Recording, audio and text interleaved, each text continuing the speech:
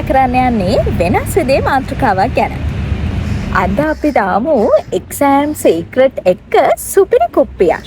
තරු මේ සඳ සරසා තිබුණා තරු හිනෙහි උන්න මල් පිපිලා මන්දාරමේ ඔබ හාමා බැඳුණා හද මඩලේ පිරුණා වචනෙන් පවසන්න බෑ.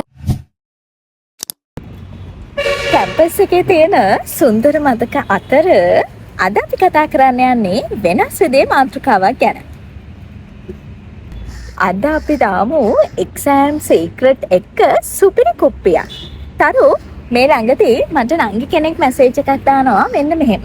අපේ පාඩම් කරන්න ගත්තට එක්සෑම් ලඟ වෙද්දී පාඩම් කරන්න හිතෙන්නේ නැහැ. හරිම කම්මැලි හිතෙනවා. කොහොමද පාඩම් කරන්න හිත හදාගන්න කියලා. එතකොට මතක් වුණේ ඔයාට අපේ කොයි කාලේද? අපි ෆස්ට් ඉයර් කාලේ. ඉතින් අපි ෆස්ට් ඉයර් කාලෙත් මේ වගේම ප්‍රශ්න ගොඩක් අපිටත් තිබ්බා. පාඩම් කරන්න ලඟ වෙද්දිම කොහෙදෝ නැති නිදිමතක් එකපාරට එනවා. ඒ වගේම වැඩ ගොඩක් එනවා. දෙන්නේ දන්නේ. ඒ වගේම සිලබස් එක හරියම ලොකුයි. ඉස්කෝලේ වගේ හැම නෝට් එකක්ම අපිට කම්ප්ලීට්ලි හදා ගන්නත් බෑ. ඒ වගේ ප්‍රශ්න ගොඩක් එනවා. ඉතින් අද අපි කතා කරමු මේ ගැන අපිට කරන්න පුළුවන් හොඳම සීක්‍රට් ට්‍රික්ස් ටිකක්. පළවෙනි රහස තමයි මුළු සිලබස් එකම කටපාඩම් කරන්න යන්න එපා. පේපර් එකක හැදෙනකොට සිලබස් එකෙන් 20ක් වගේ කෝ එකක් තමයි අපේ පේපර්ස් වලට එන්නේ. අනේ කෝ එක එහෙම නැත්තම් හරිම අන්තර්ගතය අල්ල ගන්න ඕනි පළවෙනියටම පාඩම් කරන්න කලින්.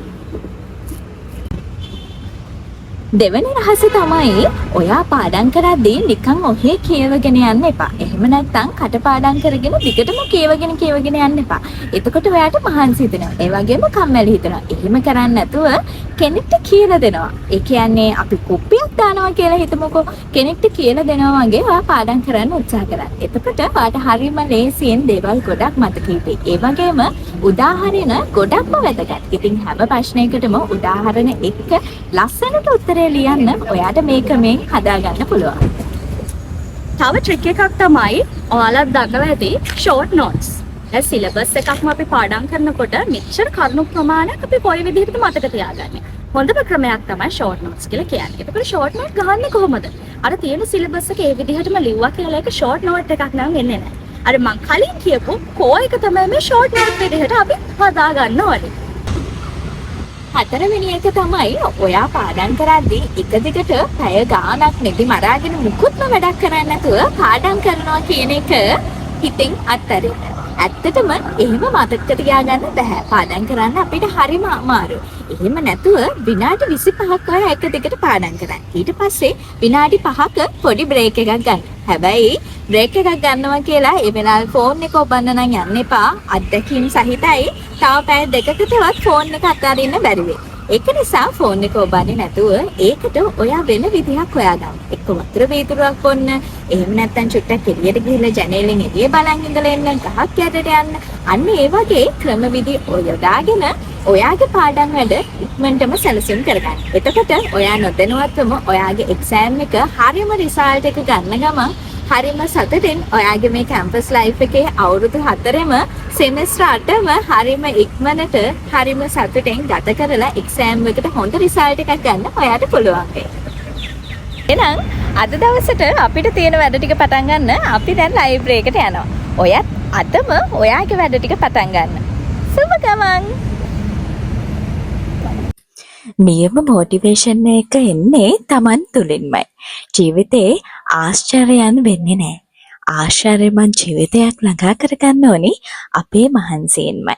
ඉතින් ජීවිතේ පරාද වෙන්න හිතනවා නම්, ජීවිතේ වැටෙන්න හිතනවා නම්, මං අද කරන්නේ නැතුව හෙට වැඩ ටික කරනවා කියලා හිතනවා නම්, එතන අඩුපාඩුව තියෙන්නේ ඔයාගේ සිතුවිල්ලෙම තමයි. ඒක නිසා අදම පටන් ගන්න. මේ මොහොතේදීම පටන් ගන්න. තව කල් දැම්මොත් ඔයාට කාලේ මදි වෙන්න පුළුවන්. ඒක නිසා අදම අලුතෙන් පටන් ගන්න. හොඳ හුස්මක් ගන්න.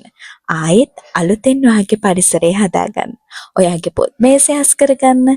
ඔයාගේ හිත වෙනස් කරගන්න. චිත්‍රයක් අඳින්න.